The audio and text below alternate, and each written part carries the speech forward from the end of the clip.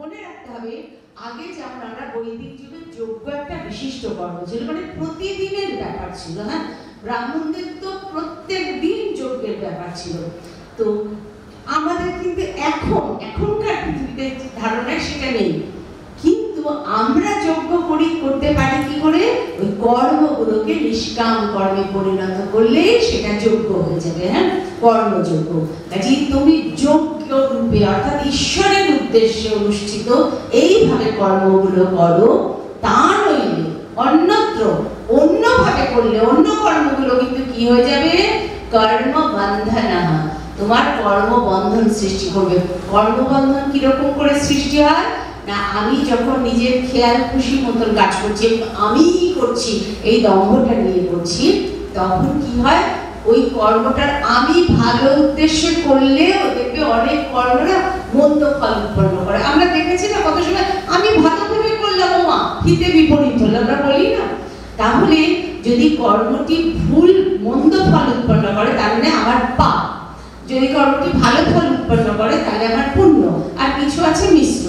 এগুলো সব আমার অ্যাকাউন্টে জমা হচ্ছে এবং আমার কর্মফল আমাকেই কর্ম করে ক্ষয় করতে হবে, কেউ ক্ষয় করে দিতে পারবে না। এই তো জমছে, যে নিষ্কাম কর্ম তো মোটেই করছি না, এখনো কি করছি নাকি, জমছেই খালি।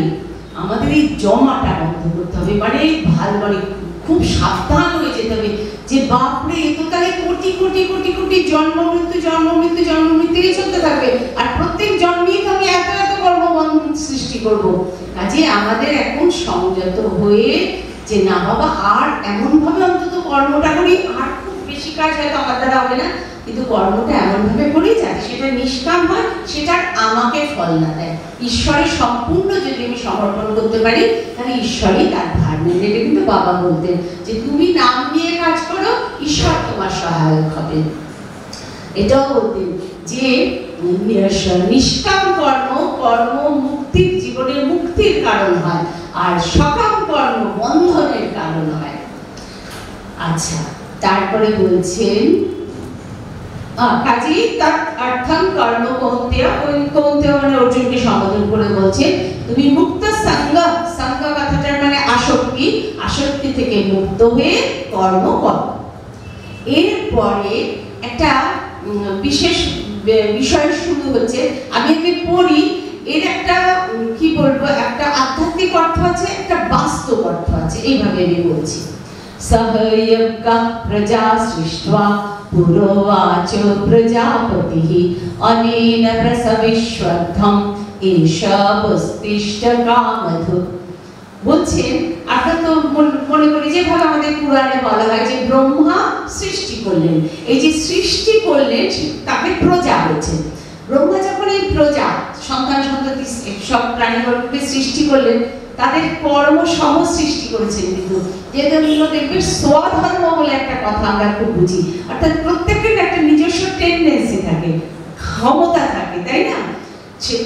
কেউ ভালো আঁকছে, কেউ ভালো গান করছে, কিছু না শিখলো, সেখানে তার মধ্যে জিনিসটা আরো বেশি ফুটে ওঠে, কিন্তু তার ভেতরে থাকে, ভেতরে না থাকলে কিন্তু কিছু শেখানো যায় না। তাই বলছেন যে ব্রহ্মা যখন প্রজাপতি, যখন প্রজা সৃষ্টি করলেন, তখন কিন্তু তার কর্ম সহ সৃষ্টি করেছেন অনেনা, এবং সৃষ্টি করে কি বলছেন, অনেনা প্রসবিষ্বদ্ধম, এইগুলির দ্বারা মানে এই কর্মগুলির দ্বারা। কিন্তু ব্রহ্মাও জানতেন, তিনি চাইছিলেন যে এটি যাদের তিনি সৃষ্টি করলেন তাদের কাছে একটা যোগ্য রূপে পরিগণিত হয়, যে এই যজ্ঞগুলোর দ্বারা তোমরা বৃদ্ধি, প্রসবিষ্বদ্ধম মানে বৃদ্ধিপ্রাপ্ত হওয়া, অর্থাৎ উন্নতি করো। তোমরা এই কর্মগুলো করে সৃষ্টিত হলে এবার ক্রমশ উন্নতি করো, এবং উন্নতি করতে করতে একসময় আবার যেখান থেকে এসেছি সেখানে ফিরে যাওয়া তার কাছে।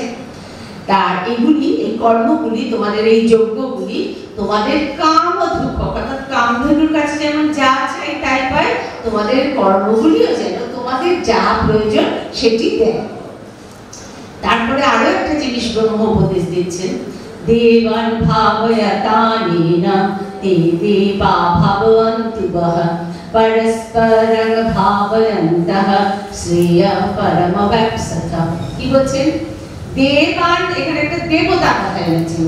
দেবান ভাবয়তা অনেন তে দেবা ভাবন্তু ব। এই ভাবয়ত মানে হচ্ছে দেখা, আমি তোমার ভালোর জন্য কাজ করছি, তুমি আমার ভালোর জন্য কাজ করো। হ্যাঁ, এই যে ভালোর জন্য ভাবতের কথাটা মানে সম্বর্ধনা করা এই অর্থে কারণ মঙ্গলের জন্য কিছু করা। বলছে যে তোমরা দেবতাদের তুষ্ট করো, তাদের ভালোর জন্য কাজ করো। বলা এটা যদি আমি আধ্যাত্মিক দিক পৌরাণিক দিক থেকে মানেটা করতে চাই, তাহলে যেন ওই যে যজ্ঞে আহুতি দেয় না, বলে অগ্নি হচ্ছে দেবতাদের মুখ, তারা অগ্নি মুখে খান। তো আমরা তারা তো ওই অগ্নি মুখে যজ্ঞে যে আহুতিগুলো দেওয়া হয় সেইগুলি তাদের পুষ্ট করে। তাহলে আমরা যদি যজ্ঞ না করি তাহলে ওরা খাদ্য পাচ্ছে না। তাই বলছি তোমরা যজ্ঞ করো। কিন্তু ওইভাবে যদি আমরা ভাবি তাহলে কি সত্যি ভেবে দেখো, আমি নানান যজ্ঞ করছি আর রোজ আহুতি দিচ্ছি, তাকে দেবতারা সন্তুষ্ট আমাকে নানান জিনিস দিচ্ছে, এটা একটু কেমন এখনকার যুগে এগুলো একটু মানতে গেলে অসুবিধা। তাহলে এর একটা অন্য অর্থ আছে, আমি আসছি সেটা। এবার একটা ভালো কথা বলছে দেখো, পরস্পরম ভাবয়ন্ত, একে অন্যকে দেখে পরস্পরকে ভালো করে শ্রেয় পরম অবাসত, তোমরা নিজেদের মঙ্গল মানে দেবতারা এবং তোমরা মানুষ, তোমরা পরস্পরের মঙ্গলের কারণ হও। তার মানে এইটা এইভাবে যদি দেখি, দেখো দেবতা, ঠিক আছে আমরা দেবতা দিয়ে ধরছি, এই যে আমরা একটা পরিবেশ পরিস্থিতির মধ্যে থাকি, তাই না? এই পরিবেশের মধ্যে আমরা এসেছি, এই পরিবেশটা কিন্তু নানাভাবে আমাদের সহায়তা করছে। দেখো ভেবে আমরা যে বেঁচে আছি, কিন্তু নিজে নিজে বেঁচে নেই, কিন্তু প্রতি একটা যে কোনো দিনের কথা ধরো, সকাল থেকে রাত পর্যন্ত ভেবে দেখবে তো আমরা পরিবেশ থেকে এবং পরিবেশের অন্যান্য জীব থেকে কি মানুষ থেকে কি কি নিয়েছি, অনেক কিছু নিয়েছি। তাহলে আমি বাঁচবই না, আমি খাচ্ছি যে ধরো এই অন্নটা, সেটি একজন ধানটা বুনছে, তাই না? তার কাছে আমরা ঋণী। এরকম ভাবে কিন্তু আমরা ভীষণ ভাবে পরস্পরের কাছে ঋণী। এবার দেখো যখন মানুষই গুহাধীন যুগ, বন্য মানুষ যখন বনে বাস করতো, তখন সে কি দেখতো, তখন সে কিন্তু খুব অসহায় ছিল। গুহা মানব কি বনবাসী খুব অসহায় ছিল। কেন? ঝড় বৃষ্টি বজ্রপাত, বনে দাবানল লেগে যাচ্ছে, সে না নিজেকে রক্ষা করতে পারছে না, আকুল হয়ে যাচ্ছে। সেই থেকে তার মনের একটা ভয় ঢুকলো। এই ভয় থেকে ভক্তি বলে না একটা কথা, সেই তখন এই প্রত্যেকটা শক্তির একটা করে নাম দিতে থাকলো। এইভাবে কিন্তু দেবতার কনসেপ্টে এসেছে। পরে সেটা মানে নানান অনেক 33 কোটি সৃষ্টি হয়ে তারপরে সেটা আস্তে আস্তে মানুষ বিচার বুদ্ধি করতে করতে করতে করতে ওই অদ্বৈতে পৌঁছেছে, ব্রহ্মে। কিন্তু তা নইলে 33 কোটি দেবতার নামই আমরা পাই। বলছে এই যদি তাহলে আমরা দেবতা না ভেবে প্রকৃতিই ভাবি, প্রকৃতিকে ধরো গাছগুলিকে রক্ষা যদি না করি, নদীগুলিকে রক্ষা যদি না করি, তার মানে আমি কি করছি? আমি ওই দেবতাদের রক্ষা করছি না, তাদের ধ্বংস করে দিচ্ছি। তাহলে ওরা আমাদের কিছু দেওয়ার জন্য তো থাকছেনই না, যে ব্যাপারটা আমরা করে ফেলেছি এতদিনে। তাই বলছি তোমরা যেখানে আছো সেই পরিবেশটাকে রক্ষা করো, পরিবেশ তোমাকে রক্ষা করবে। এই হচ্ছে পরস্পরং ভাবয়ন্ত। এইভাবে জিনিসটা বুঝতে হবে। আবার শুধু পরিবেশ আর মানুষও না, মানুষে মানুষেও প্রত্যেকে সহায়ক। আমার কাউকে লাগে না এ আমরা বলতেই পারি না, ঘরে দরজা বন্ধ করে বসে থাকলেও লাগে। পরেরটা, ইষ্টান ভোগান হিরো দেবাম দাস্তান্তে যজ্ঞ ভাবিতাঃ তৈর দত্তান প্রদায়েভ ইয়ো ভুক্তেস্তেন এব সহ। কি বলছে? এই যে ইষ্টান ভোগান, আমাদের যা কিছু ভোগ্য বস্তুগুলো, বাঞ্ছিত যে জিনিসগুলো, সেইগুলো দেবতারা তোমাদের দেবে, তোমাদের যেগুলো চাই দেবে। তোমরা যজ্ঞ দ্বারা তাদের আরাধনা করো।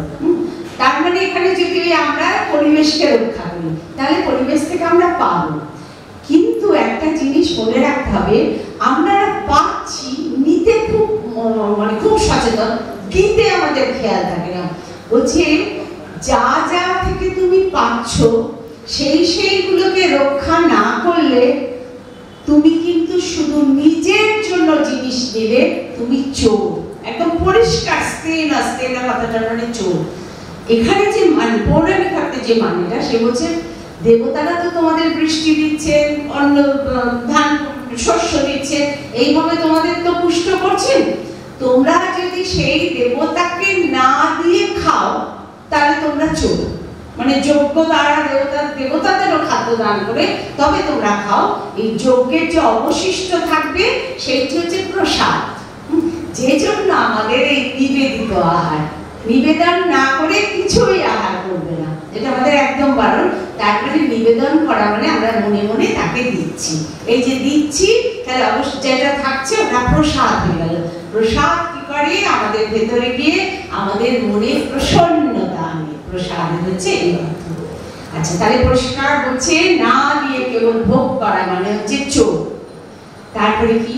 যজ্ঞ শিষ্টাশীনম সন্ত মুচ্যন্তে সর্বকিল বিষয় ভুঞ্জতে তে ত্বহং পাপা ये पचन्तात्मकारणा। এখানেও আরো পরিষ্কার করে বলছে, দেখো যজ্ঞ শিষ্ট অশীন, অশীন মানে খাদ্য খাওয়া, বলছে যজ্ঞ অবশিষ্ট, তার মানে যজ্ঞ শেষে যেটা থাকে অর্থাৎ ওই প্রসাদটা, ওইটা খেয়ে সন্ত যারা সদাচারী সাধু, মুচ্যন্তে সর্বকিল বিষয়, কিল বিষয় হচ্ছে পাপ, তারা ওই প্রসাদ খাওয়ার ফলে সমস্ত পাপ থেকে মুক্ত হন, মুচ্যন্তে।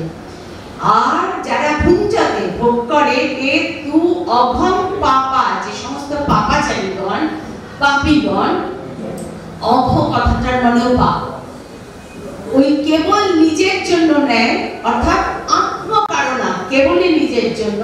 এখানে পচন্তি কথাটা আছে, পচন্তি মানে পাপ করা, যে কেবল নিজের জন্যই রান্না করে, খাদ্য প্রস্তুত করে, সে পাপ ভোজন করে। ভুঞ্জতে তু অভম, ভুঞ্জতে মানে ভোগ করে, অভ হচ্ছে পাপ, সে পাপ ভোজন করে, তার ওই খাদ্যটা পাপ হিসেবে তার ভেতরে যায়। আচ্ছা, তাহলে নিঃস্বার্থতা শেখাচ্ছে। নিঃস্বার্থ না হলে, শুধুমাত্র নিঃস্বার্থ হতে পারলেও না, এই একটা জিনিসই যদি চেষ্টা করে হওয়া যায়, নিজেকে খুব বিচার করে দেখে যে আমার মধ্যে কি ত্রুটিটা আছে, আমি স্বার্থপর কোথায় কোথায়, তাহলেও কিন্তু অনেকখানি এগিয়ে যাওয়া যায়, মনটাকে অনেকখানি উন্নত করে ফেলা যায়। বাবাই কিন্তু এই কথাটা বলতেন যে নিঃস্বার্থ না হওয়া পর্যন্ত গুরু প্রেম দূর আসবে, গুরু প্রেম আসবেই না, নিঃস্বার্থ হতে হবে। আচ্ছা, এরপরে কতগুলো ধাপে ধাপে বলেছেন। অন্নাৎ ভবন্তি ভূতানি পর্জন্যাদন্ন সম্ভবঃ যজ্ঞাৎ ভবতি পর্জন্য যজ্ঞঃ কর্ম সমুদ্ভবঃ। এই শ্লোকটা তারপরে শ্লোক আছে, আমি এখানে যেটা আছে আগে বলি। অন্নাৎ মানে অন্ন থেকে, ভবন্তি ভূতানি সমস্ত প্রাণী সকল, অর্থাৎ কি অন্ন প্রাণী সকল, অন্ন বলতে খাদ্য বোঝায়, অন্ন থেকে সমস্ত প্রাণীবর্গ পুষ্টি লাভ করে। পর্জন্যাৎ মেঘ থেকে, অন্ন সম্ভবঃ মেঘ থেকে বৃষ্টি হয়, তার ফলে ফসল হয়, উৎপন্ন হয়, তাহলে মেঘ থেকে ফসল অর্থাৎ ওই অন্ন খাদ্যটা সম্ভব হয়। যজ্ঞাৎ ভবতি, ধাপে ধাপে দেখো, যজ্ঞাৎ ভবতি পর্জন্য, যজ্ঞ থেকে মেঘ হয়। এইটা কিন্তু একটু আমাদের যেন কেমন লাগে, মানে বলতে চাইছি যে যজ্ঞে যে ধূম হয় সেটা মেঘ তৈরি করে, আমরা এভাবে নাও ভাবতে পারি, আমি অন্য অর্থেতে আসছি। যজ্ঞ কর্ম সমুদ্ভব, এবং যজ্ঞ মাত্রই কি কর্ম, ওই যে কর্মটা ঈশ্বরের উদ্দেশ্যে দিলেই সেটা কর্মযজ্ঞ হয়ে যায়। তাহলে এই যে যজ্ঞাৎ ভবতি পর্জন্য, তার মানে কি বলতো, এই যে সাইকেলটা দেখা যায়, এটা একটা চক্র না, এটা থেকে এটা, এটা থেকে এটা, এটা থেকে এটা, গোল করে ঘুরছে কিন্তু, হ্যাঁ, এই যে সাইকেলটাকে বজায় রাখতে হয়। আমরা তারপরে আসছি, দেখো কর্ম ব্রহ্মদ ভবং বিদ্ধি ব্রহ্মাক্ষর সমুদ্ভবম তস্মাৎ সর্বগতং ব্রহ্ম নিত্যং যজ্ঞে প্রতিষ্ঠিতম। বলছে কর্ম, ওই আমরা ওখানে পেলাম শেষটা যে যজ্ঞ মানে কর্ম, কর্ম থেকে যজ্ঞটা হচ্ছে, কর্ম দ্বারা যজ্ঞটা সম্ভব হচ্ছে। এবার কর্মটা ব্রহ্ম থেকে, এই ব্রহ্ম, এখানে যে ব্রহ্ম, এটার মানে বেদ, বেদ কর্ম এসেছে বেদ থেকে। কর্ম কিভাবে বেদ থেকে এসেছে? চারটি যে বেদ, চারটি বেদে কিন্তু দুটি অংশ, একটি কর্মকাণ্ড, অন্যটি জ্ঞানকাণ্ড। কর্মকাণ্ড অংশটাতে বিভিন্ন রকম যজ্ঞের কথা লেখা আছে ডিটেইলসে, যেমন পুরোহিত মশাই আমাদের ফর্দ দেন না পুজো টুজো করতে হলে, কি লাগবে কতটা লাগবে, ঠিক সেই রকম পরিষ্কার ভাবে দেয়া আছে, এই এই জিনিস লাগবে, এই এই মন্ত্র লাগবে, এতবার এই আহুতি দিতে হবে, পরিষ্কার কর্মকাণ্ডে এগুলো রয়েছে। কিন্তু মনে রাখতে হবে এগুলো কিন্তু সকাম। এগুলো এই যজ্ঞগুলো কেন করতো? পুত্র লাভের জন্য, রাজ্য লাভের জন্য, ধন লাভের জন্য, কেউ কেউ আবার শত্রুকে হত্যা করার জন্য করতো, এইরকম ভাবে হতো। তাহলে বলছে কর্ম এসেছে বেদ থেকে, বেদ আমাদের শিখিয়েছে। ব্রহ্মাক্ষর, ব্রহ্ম মানে বেদ, অক্ষর সমুদ্ভব, অক্ষর হচ্ছে ব্রহ্ম, অক্ষর কথাটার মানে অক্ষয়, যার ক্ষয় নেই, যিনি অবিনাশী। তাহলে বেদ এসেছে, বলা হয় তার নিঃশ্বাস বেদ। তাহলে বেদ এসেছে, অর্থাৎ বেদের যে মন্ত্রগুলি আমরা বলি এইগুলো, ওটাকে শ্লোক বলি না, কিন্তু বেদের ক্ষেত্রে বলি মন্ত্র। কেন? এগুলি না কেউ কবিতা লেখার মতন লেখেননি, এগুলো হচ্ছে তারা ধ্যানে বসে লাভ করেছিলেন, যে জন্য ওদের আমরা মন্ত্র দ্রষ্টা ঋষি বলি। এই মন্ত্রগুলি তারা পেয়েছিলেন, পেয়ে তখন তো লিপি আবিষ্কার হয়নি, এটা কিন্তু পুরোপুরি মনে মানে থেকে যেত, তারা ধারণ করতেন স্মৃতিতে। এবার শিষ্য পরম্পরা ক্রমে সেগুলি আস্তে আস্তে এসে পৌঁছেছে। তাহলে বলছে বেদগুলি এসেছে সেই অক্ষয় অব্যয় ব্রহ্ম থেকে। তস্মাৎ অতএব সর্বগতং ব্রহ্ম, এই যে বেদ এটি সর্বব্যাপী এবং নিত্যং যজ্ঞে প্রতিষ্ঠিত, এবং যজ্ঞে প্রতিষ্ঠিত মানে এর দ্বারাই সমস্ত কাজ হয়। তাহলে আমরা এখানে একটা চক্র পেলাম, এটা থেকে এটা, এটা থেকে এটা আবার ফিরে যাচ্ছে, এইভাবে হচ্ছে। যেমন আমরা আবহাওয়ায় পাই না, যে বৃষ্টি হচ্ছে, বৃষ্টি হয়ে জল জমছে, সেই বিভিন্ন জলাশয়, সাগর হোক, নদী হোক, পুকুর হোক, এবং সেখান থেকে আবার সূর্য তাপে জল মেঘ হয়ে যাচ্ছে, মেঘ থেকে আবার বৃষ্টি, এরকম একটা চক্র। এখন কি হয়েছে না, আমরা প্রকৃতিকে এমন ভাবে ধ্বংস করে ফেলেছি, প্রকৃতির ওই স্বাভাবিক ছন্দটা নষ্ট হয়ে গেছে, চক্রটা নষ্ট হয়ে গেছে, যে জন্য কিন্তু আমরাই ভুগছি।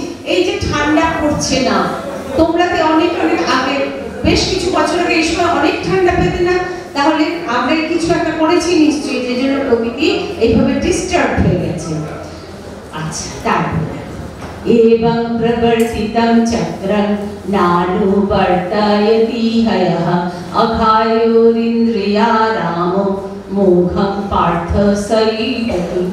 বলছে এবং এই রূপে প্রবর্তিতম স্থাপিত যে চক্রটা, এইভাবে যে কর্মচক্রটা চলছে, ন অনুবর্তয়তি ইহ, এটাকে যদি কেউ ফলো না করে, এটার মধ্যে কোনোভাবে যদি ছেদ ঘটায়, সে কিন্তু একটা অন্যায় করছে, মানুষ যেটা করছে। সে কি? সে হচ্ছে অভ আয়ু আর ইন্দ্রিয় আরাম, অর্থাৎ তার জীবনটাই, আয়ু হচ্ছে এখানে জীবন, পাপ, তার জীবনটাই একটা পাপ জীবন যাপন করছে সে, এবং সেই ইন্দ্রিয় আরাম অর্থাৎ ইন্দ্রিয়াসক্ত, অর্থাৎ তার ইন্দ্রিয়গুলোকে সে বশ করেনি, ইন্দ্রিয়গুলোই তাকে বশ করেছে। ইন্দ্রিয়গুলি যখন যেমনটি চাইছে সে তখন তেমনটি ভোগের উপকরণগুলো সংগ্রহ করতে চেষ্টা করছে। সে আর মনুষ্য পদবাচ্য নেই, তাকে আর মানুষ বলা যায় না। এবং মোহ হচ্ছে বৃথা, বৃথা পার্থ সজীবতি, সে বৃথায় বেঁচে আছে।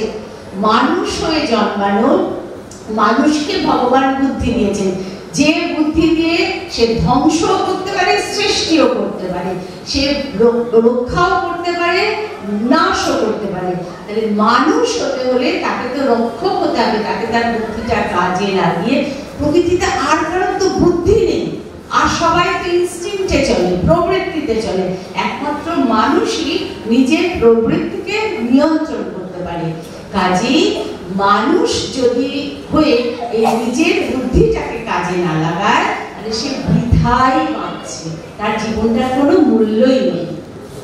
ইয়াস্তাত্মরতিরেব সৎ আত্মতৃপ্তশ্চ মানবঃ আত্মন্যেব চ সন্তুষ্টঃ তস্য কার্যং ন বিদ্যতে।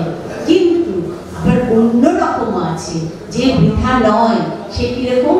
ইয়াতু আত্মরতি এব সৎ আত্মতৃপ্তঃ চ মানবঃ। আমি কতগুলো আত্ম দিয়ে বললাম দেখো, একটা বললাম আত্মরতি, আত্মতৃপ্ত, আবার বলছি আত্মনি এব চ সন্তুষ্ট তস্য কার্যং ন বিদ্যতে, তার আর কাজ থাকে না। কার?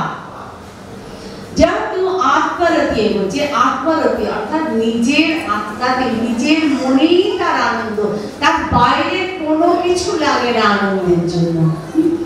আত্মতৃপ্ত, যার মধ্যে একটা তৃপ্তি বোধ আছে। কার মধ্যে তৃপ্তি বোধ আছে? যে মনে করে আমার কিছু চাই না, আমি সব পেয়েছি, আমার যা দরকার আমার মনের মতন করে আমি সব পেয়েছি, ঈশ্বর কৃপা করে আমাকে সব দিয়েছে, তার মধ্যে তার একটা তৃপ্তি এসেছে, তার মধ্যে অভাব বোধ নেই, আত্মতৃপ্ত।